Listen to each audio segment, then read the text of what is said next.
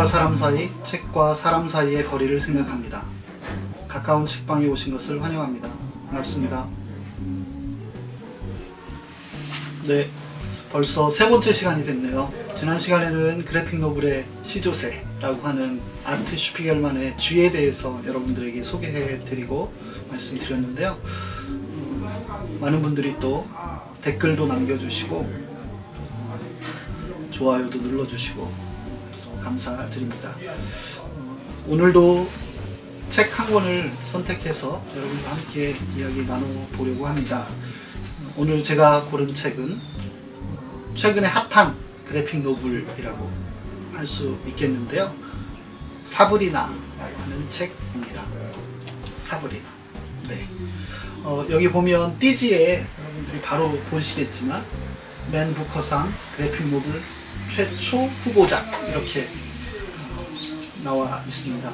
맨 부커상 뭐 다들 잘 아시죠? 세계 3대 문학상 중에 하나라고 하는데요. 우리나라에서는 얼마 전에 이제 한강 작가가 수상을 해서 많이 맨 부커상에 대해서 알게 됐죠. 2018년 맨 부커상 후보에 이 사브리나라고 하는 작품이 올랐고요. 사브리나 나오고 난 다음에 여러 매체에서 이 사브리나에 대한 격찬이 쏟아졌습니다. 그래서 이 띠지에 있는 내용만 제가 잠깐 소개해드리면 우리 영화 감독 박찬욱 감독님이 추천하셨다. 그래서 자극적인 묘사도 화려한 기법도 없지만 단조롭게 정리된 프레임 안에서 유독한 감정이 스며나온다. 사람을 천천히 미치게 만드는 전염병처럼. 요즘 우리에게 딱 맞는 또 이야기가 아닌가. 또 뒷면에도 보면 우리 띠지의 마션의 드루 고더드가 각본 제작을 해서 영화화할 예정이다 라고 되어 있고요. 뉴욕타임즈 가디언 선정 올해의 책, 그리고 아마 그래픽 노블 좋아하시는 분들은 프랑스의 앙골렘이라고 하는 도시를 아실 텐데요. 앙골렘 국제만화축제에서 새로운 재능상을 수상한 그런 작품 되겠습니다. 사브리나를 제가 오늘 소개해드려야 되겠다라고 생각한 건 누가 댓글로 사브리나 얘기해주세요 라고 댓글을 남겨주셔서 오늘 특별히 사브리나를 선택해 봤습니다. 먼저 저자에 대해서 제가 말씀드리고 싶은데요. 이 저자는 닉 드르나소라고 하는 사람입니다. 닉 드르나소는 1989년생이라고 해요. 미국 일리노이에서 태어났고요. 그리고 처음 작품부터 화제에 올랐고 첫 책 베벌리라고 하는 책이었는데 저는 그 책 아직 보진 못했습니다. 그런데 LA 타임스 최고의 그래픽 노블상을 받았고 앙골렘 국제 만화 축제에서 새로운 발견상을 수상해서 아주 혜성처럼 등장한 작가라고 할 수 있겠습니다. 그리고 지금 오늘 여러분들과 함께 나눌 이 사브리나라고 하는 책이 두 번째 책인데 걸작으로 많은 사람들에게 호응을 받고 있고 예술 작품으로서의 가치를 인정받아서 또 문학적인 어떤 스토리를 담고 있다. 그래서 맨 부커상 후보에도 오르는 그런 아주 좋은 작품이고, 그리고 닉 드르나소는 그런 작품을 쓴 사람이다. 이렇게 알 수 있는, 제가 알 수 있는 정보는 그런 정도입니다.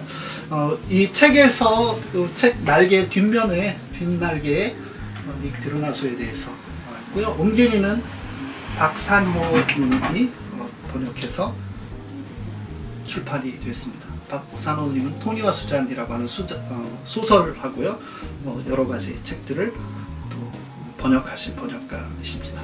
그래픽 노블로서 그 맨 부커상 후보에 올랐다라고 하는 게 어떤 의미인가 좀 생각해 보면 맨 부커상 그 심사위원회에서 이렇게 심사평을 사브리나에 대해서 했다고 해요.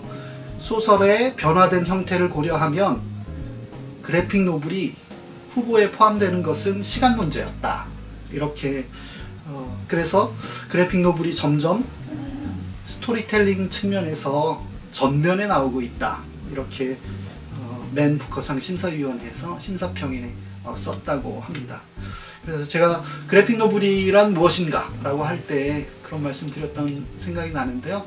스토리가 굉장히 중요하고, 그리고 그것을 그림과 함께 작품으로 써내려간 것, 그것이 바로 그래픽 노블이고, 그것에 아주 정수를 좀 보여주고 있는 작품이 아닌가, 그렇게 생각할 수 있을 것 같습니다.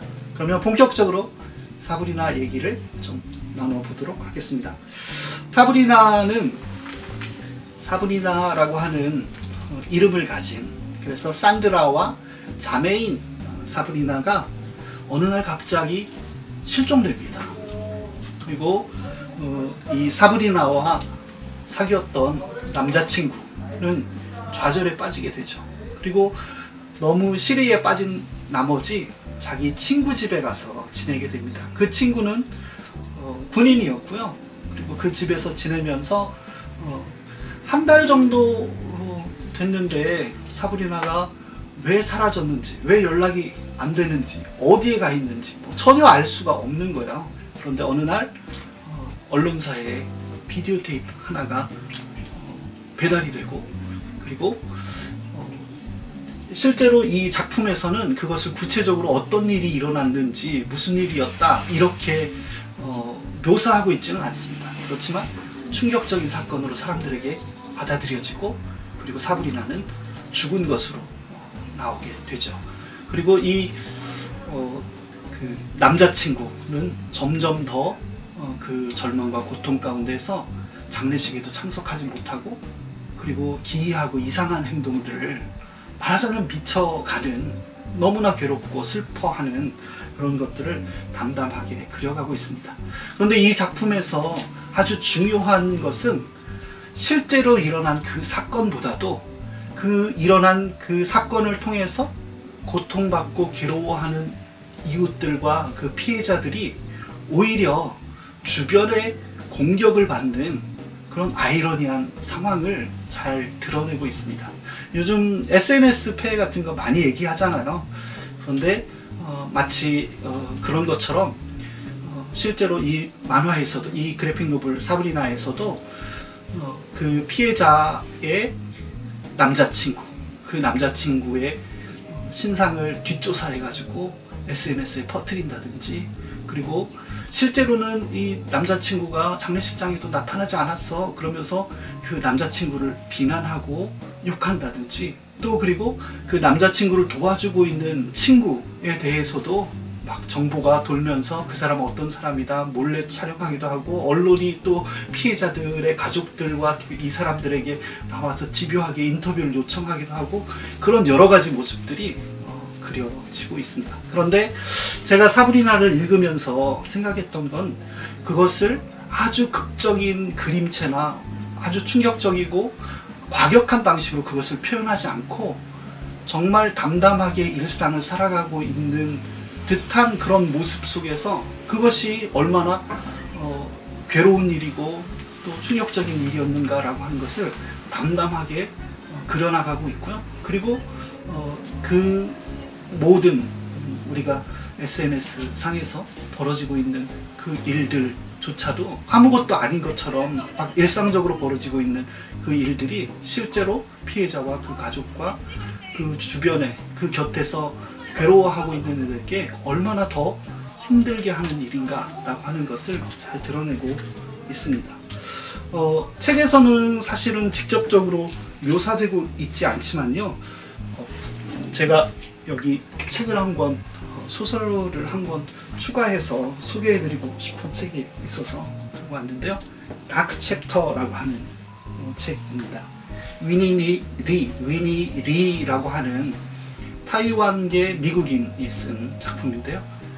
자기가 겪었던 트레킹을 영국으로 가서 거기에서 직장 일을 하면서 트레킹 여행을 했다가 거기서 충격적인 성폭력 사건을 당하게 되고, 그리고 그것 때문에 괴로워하고 힘들어하는 그 이야기, 그리고 성폭력 그 가해자에 대한 이야기까지도 그려내고 있는 소설인데요. 마지막 장면을 보면서 이 다크 챕터 소설이 왠지 생각이 나더라고요. 직접적으로 사실은 사브리나에서는 어떤 사건이 벌어졌다 이런 얘기를 하고 있지는 않은데 저는 그냥 직감적으로 그렇게 느꼈던 것 같고요. 그리고 마지막 장면에서 사실은 산드라에게 사브리나가 자전거 여행을 할 거다, 오데오 주변을 내가 자전거로 돌아볼 거다 라고 하는 얘기를 하고 마지막 그림에서도 그 장면을 이렇게 그려주고 있습니다. 그런데 그 일상이 무참하게 짓밟히고 파괴되고 그리고 그것으로 인해서 주변 사람들이 또 힘들어하는 그 이야기까지 그려지고 있는데요. 직접 한번 대강의 줄거리를 아시더라도 한번 책으로 만나보시면 훨씬 더 우리의 일상을 다시 한번 돌아보게 되고 그리고 별일 아닌 듯 SNS 상에 올리는 글이나 또 혹은 잘못된 정보들이나 이런 것들에 대해서도 우리가 다시 한번 생각해 보게 되지 않을까 싶습니다. 제가 마지막으로 우리 박찬욱 감독님하고 이동진 영화평론가께서 책의 뒷면에 이 사브리나에 대해서 써주신 것을 제가 한번 읽어볼게요. 당신이 타인의 고통에 예민하거나 지금 정신적으로 취약한 상태라면 사브리나를 읽지 마시라. 이 그래픽 노블은 사람을 천천히 미치게 만드는 전염병 또는 고주파가 포함된 백색 소음, 독가스나 방사는 비슷한 것이다. 폭력을 묘사한 그림 한 칸 없고 심지어 운동감을 표현하는 기법조차 없이 정지된 프레임만 나열할 뿐인데 인물들은 동글동글 귀엽게 그려지기까지 했는데 아니 바로 그렇기 때문에 여기서 스며나오는 감정이 이처럼 유독하다. 그래도 평범한 사람들이 어떻게 정신적 고통을 이겨나가는지 보고 싶다면 읽긴 읽되 함부로 권하지는 마시라. 사랑하는 이들이 사브리나를 읽지 못하게 경고하시라. 내가 지금 그대에게 하고 있는 것처럼. 박찬욱 감독님이 써주신 건데요. 저는 읽어보라고 권하고 있네요. 아마 여러분도 조금 마음으로 이렇게 두고두고 힘들어 하실 수도 있을 것 같다는 경고를 저도 드립니다. 이것은 확신에 찬 허위가 당황하는 진실을 압도하는 서늘한 세계다. 닉 드르나소는 인물들의 텅 빈 표정과 의례 절차를 수행하는 듯한 일상의 미니멀한 묘사를 통해 그들의 깊은 슬픔을 인상적으로 담아내며 망상이 뒤범벅된 거짓 해석의 폭력을 소름 끼치는 실감으로 그려낸다. 사브리나의 충격적인 이야기는 형태를 달리해 지금 이곳에서도 수없이 반복되고 있다. 아마 저도 비슷한 생각인데요. 우리 이동진 영화평론가님께서 써주신 글인데요. 여러분들도 아마 이 사브리나를 읽게 되면 일상에서 아무렇지도 않은 듯 벌어지고 있는 평범한 말 속에 벌어지는 폭력에 대해서 생각해 보게 되지 않을까 싶습니다. 이번 가까운 책방의 추천 그래픽 노블은 사브리나였습니다. 구독과 좋아요 많이 눌러주시고요. 또 많은 분들이 함께 하실 수 있도록 공유도 부탁드리겠습니다. 네, 오늘은 여기까지. 다음 시간에 또 찾아뵙도록 하겠습니다. 감사합니다.